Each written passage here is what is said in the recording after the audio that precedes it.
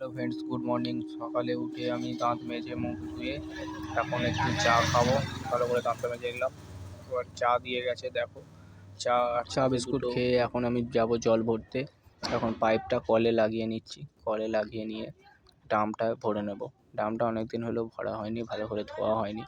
ভালো করে ধুয়ে পাইপটা ভালো করে লাগিয়ে নিই। পাইপটা ভালো করে লাগিয়ে পাইপটা লাগাতে পারছি না,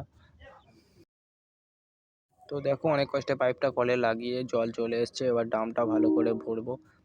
মুখের কাজটা একটু পাইপটা ফেটে গেছে, তাই ব্লেড দিয়ে ভালো করে পাইপটা কেটে নেব। কেটে নিয়ে জলটা ভালো করে ভরবো।